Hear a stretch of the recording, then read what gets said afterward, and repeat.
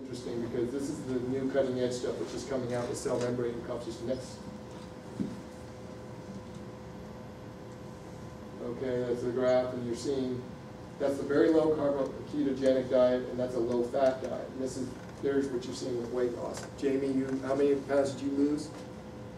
12, 13. Yeah. Go ahead, next. Okay, so you see that the carbs, and this is, I'm not advocating you go that low because you're active, but also going low in your daily diet when you're not in a high training load is when you want to kind of bring that thing down. Next slide. Now here's the interesting thing in terms of cardiovascular risks at 12 weeks.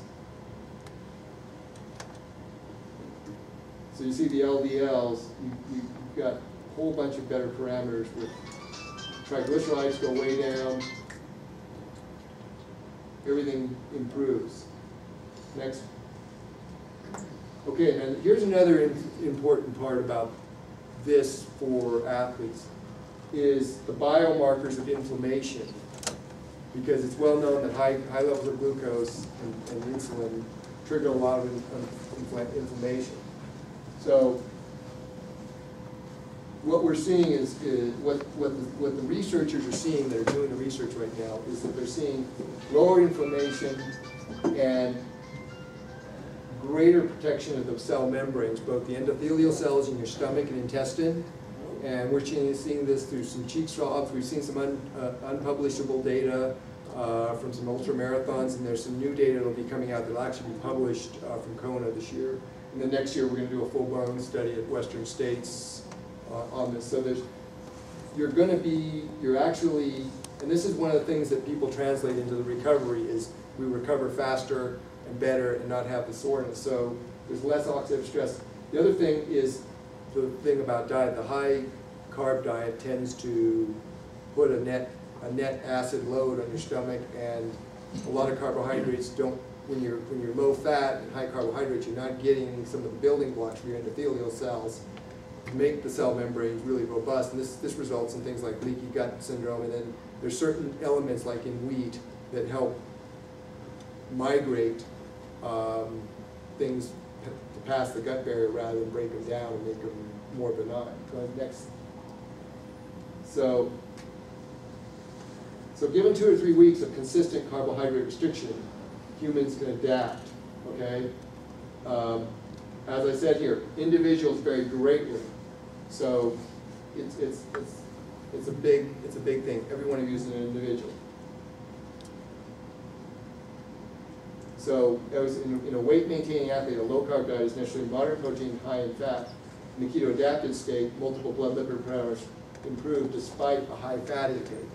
That's why I said it's got to be done right, and you have to be inducing ketosis, otherwise it won't work.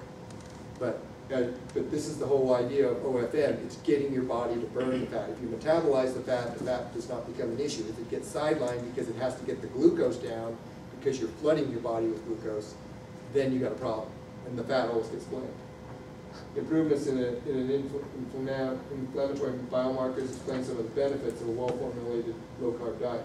Less reflux and GI distress. How many of you guys have started by years of bike racing and trying to choke down what they call robot food and gels? You start to see your stomachs become sensitive. It's hard to keep stuff down. Okay, that's due to this kind of thing. I've worked with a number of athletes who've had these kind of issues, and in every case, we've consistently been, by changing their diet, using the Vespa, focusing on hydration, and not having much, not having to dramatically reduce your caloric intake when you're exercising, those things go away. Okay. Next. I think that's pretty good. Okay, that's it. So, any questions? Does it matter whether the fat source is vegetable or animal? Coconut oil is a really good one, but really what we're seeing is animal fats seem to be the most stable. Saturated fats from animal fats. Olive oil is a good source. Butter is a good source. Vegetable oils are just basically toxic. So your canola oils, your corn oils, your cottonseed oil, and it has more to do with how they're made because of the structure. Bruce could probably explain this more, but because they're made with a lot of heat, high temperatures, high pressure, they're fundamentally altered in a way that your body really can't digest them.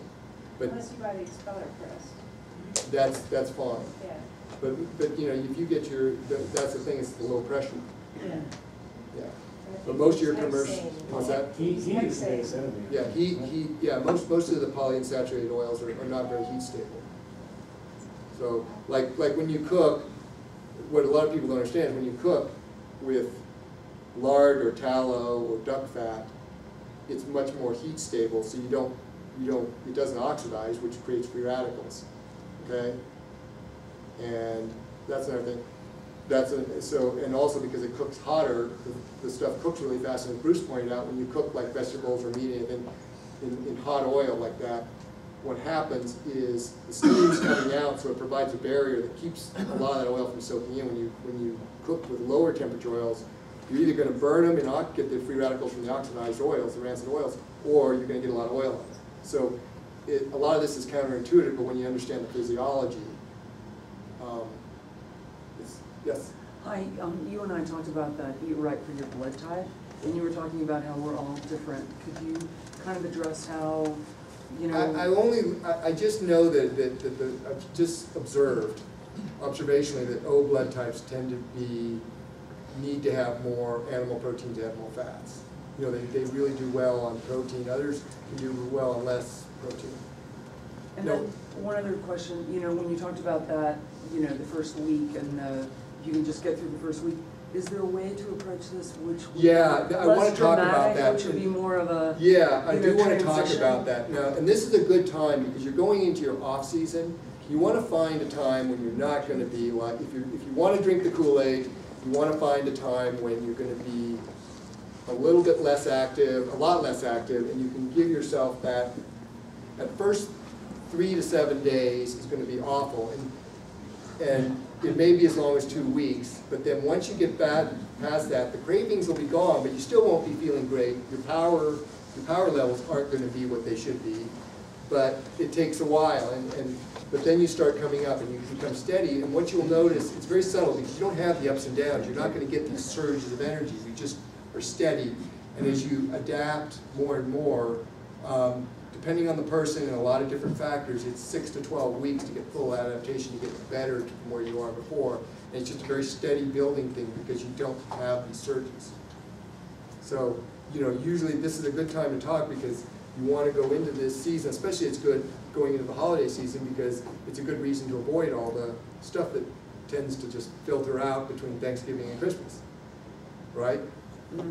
So you want to, and so, yeah, it's a good time. It's, you know, you want to find a time when you're going to be less active. You still want to be active, but you reduce it down to walking or just easy spins on the bike. So what would be, you know, right after a hard workout, you know, I've read, like the New York Times had a nutrition column saying one of the best things you need to do, you need to eat something within 15 minutes, and they were saying, like, chocolate milk, like low-fat chocolate milk is a good choice. Okay, so what would you say is the best thing to eat I'm going to explain to you this because this is a little bit complex.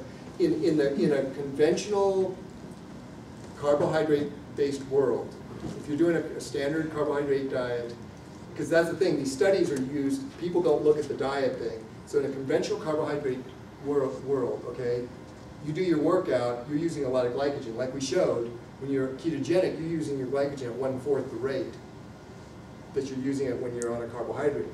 So the conventional wisdom has been, oh, you got that 15 to 30 minute window and you need a 4-to-1 carb to protein intake. Okay, so if you need the glycogen storage because you're basically you're burning glycogen and glucose because you've got too high insulin, so you're not really tapping into your fat.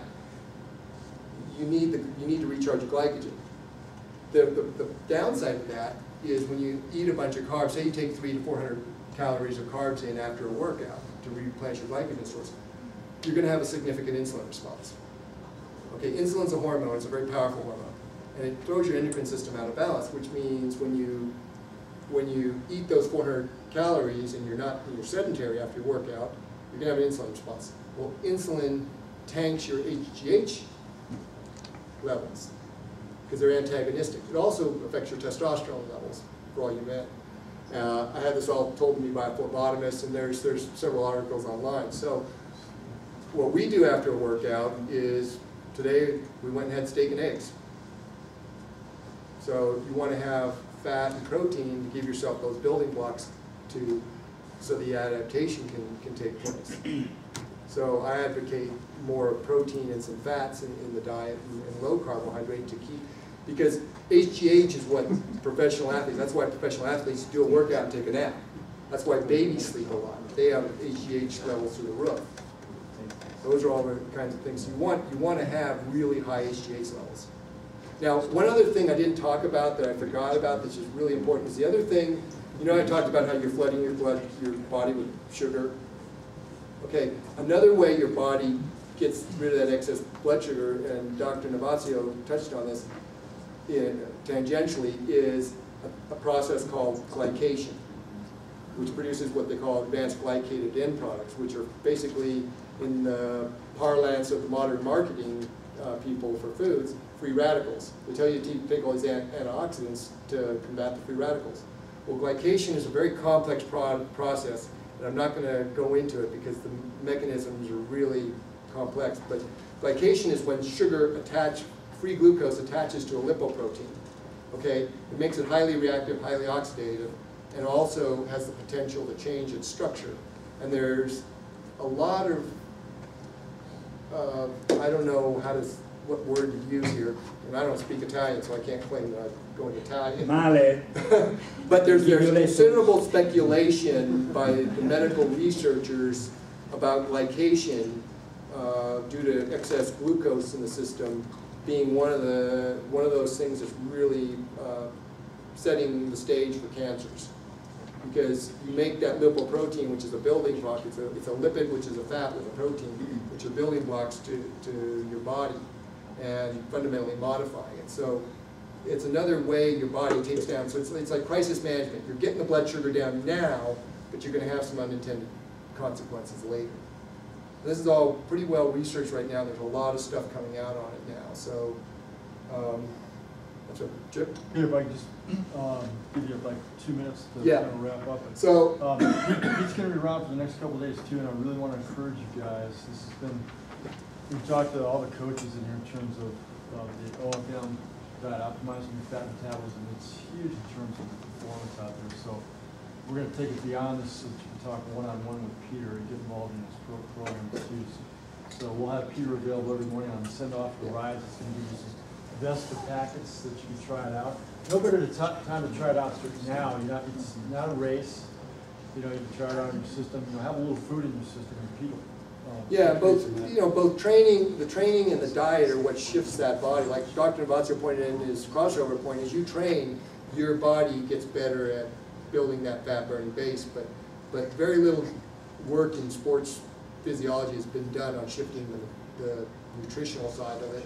And these are all, you know, the whole insulin response, the glycation, gluconeogenesis, de novo lipogenesis, these are all pretty well studied medical human physiology aspects. So it's not rocket science. And I've got a couple of books here, and I'm selling them at cost at $20 a piece.